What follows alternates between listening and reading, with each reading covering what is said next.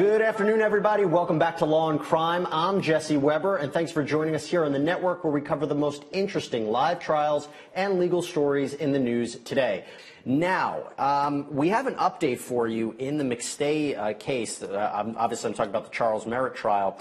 Pretty incredible. We were just informed that one of the jurors was involved in an accident. So we're going to have to see what that means for the trial today. We might get an update in about an hour, hour and a half. It appears court will not be in session currently, but if we should get an update beforehand, we'll let you know. We're not sure how serious this is or what's going to happen, but we wanted to bring that information to you. Let's switch gears, though, and talk about the Claudia Hoerig case. Again, her sentencing will be tomorrow. She was found guilty of aggravated murder in connection with the shooting of her husband. Now, here's the funny thing about this case.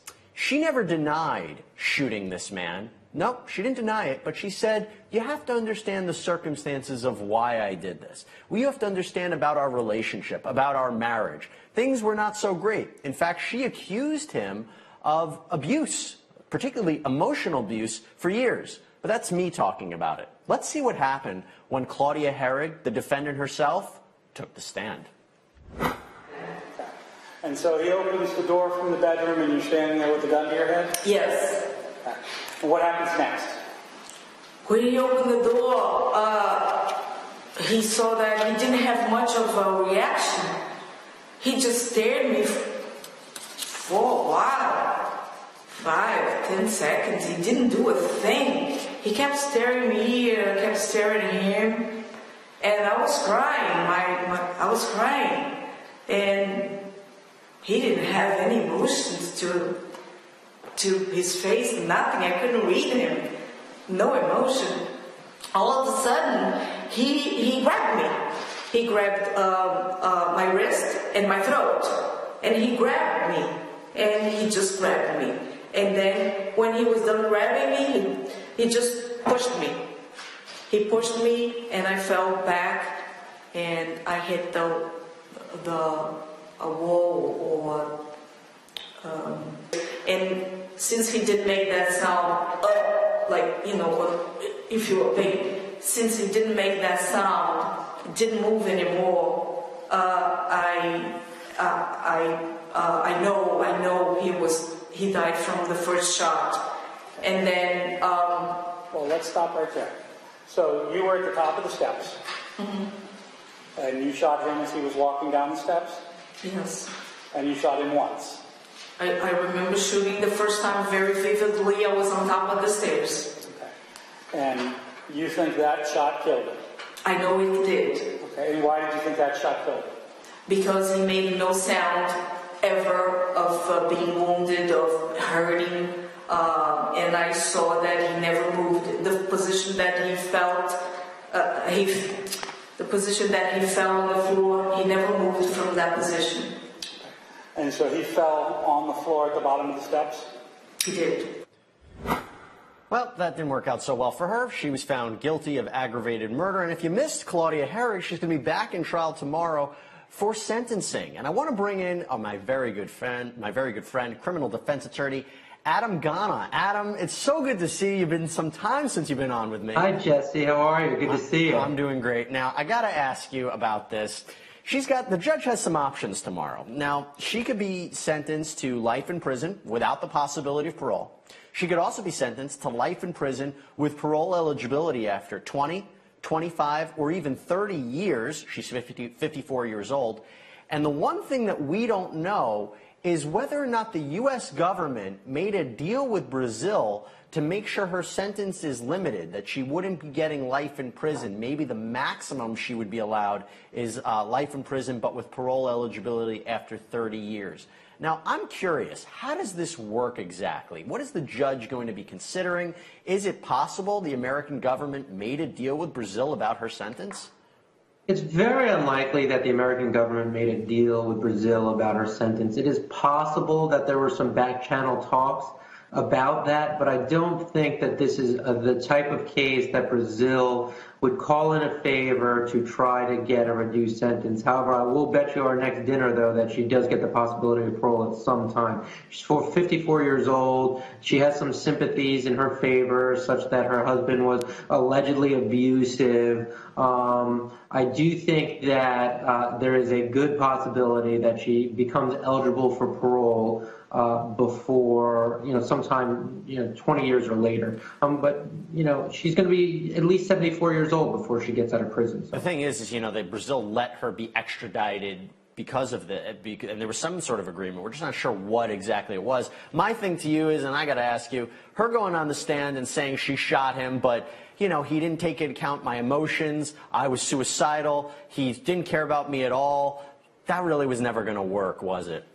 If we know anything from the past trials that we've worked on together and that we've seen on your incredible show, you're never going to win the argument that I was emotionally distraught, so I shot somebody in the back. It doesn't work that way. If you're not in imminent physical danger, then you have no right to be killing any other human being. You will be found guilty. You will go to prison. She would have been best served just not testifying at all, I think, personally. Well, she was very vocal about a lot, and I also don't think it helped her case too much to say in open court she won't get a fair trial. This is in Brazil. Not sure that helped her case too much. We'll talk about it a little bit later on. Let's take a quick break, and when we come back, we have a lot to talk about. So stay tuned here on Law and Crime.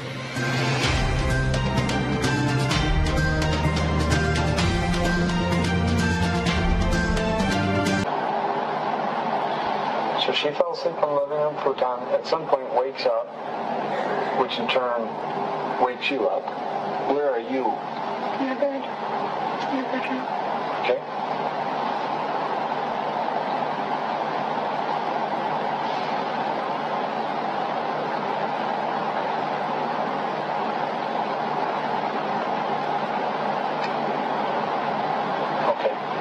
So you're in the bedroom. Do you hear Nala up and around, and that wakes you up? Oh no, she came in. I always leave the door cracked with the light in the closet on with one of the doors open so that way she can see. Okay. So Nala comes in, wakes you up. And so you take her in, you bring her into your room and lay her down in your bed then? Yeah, I let her climb in the bed with me. Okay. And so she hops in with you, and then you soothe her enough, eventually she goes to sleep. No. No? No. Okay. It isn't that easy. What happens then? Her eyes were closed. She does this thing where her eyes are closed, but she'll still, pat around for you, and, she does this, if she doesn't have a stuffed animal in bed next to her, she takes your arm, wraps it in a blanket, and cuddles that. Well, that wasn't comfortable enough, so she kept flopping around. She couldn't decide if she wanted me to lay on her arm, or her to lay on my arm, or to lay on the pillow. She didn't know if she wanted to lay on her stomach or across me. So finally, I got back up, I got her a sippy cup, and I tried laying her on the couch in the living room again. That didn't work. So I tried changing the movie. That didn't work. So I tried bringing her back into bed with me. That didn't work. So I tried the playpen. That didn't work. So I just let her go for a minute. She ended up on the... That was the defendant, Cheyenne Harris, explaining what ultimately happened to baby Sterling. Adam, my question to you is, she went with a postpartum depression defense, a substance abuse defense. It didn't work for her. She was found guilty. Would that have ever worked in a case like this, an instance of child neglect? I mean, and this is as severe as it gets. It really depends on the jurisdiction, but generally in the Midwest, I don't find that those kind of defenses are particularly smart to bring. I don't think that, but she didn't have much of a case. I mean, her son was found in a totally dilapidated position. I mean, there's no way, she was in a real bind here, I think. Yeah, no, her defense was an uphill strategy, but I guess the idea here, all the state had to show was that they didn't have to prove that she intended to kill Sterling. They just had to prove that she intended to neglect him, that she willfully neglected him, that she deliberately withheld critical care. And that was a much easier case for them to prove than showing this was a straight-up pre-planned murder, right? Absolutely, so much easier. With pictures and with physical evidence, it's much easier to be able to show something like that. And so, in a case like this, all they really needed to show was the dilapidated position of the child, and they were able to prove their case. And what I'll never understand, and maybe you can help explain it, we only have about 10 seconds, is why one child was okay and was taken care of and the other one wasn't. I can't explain it. It's just a horrible situation. It really is. Adam, our time together has come to an end. We only had a short minute together, but I enjoyed it. Happy to see you. Happy to see you too, Adam.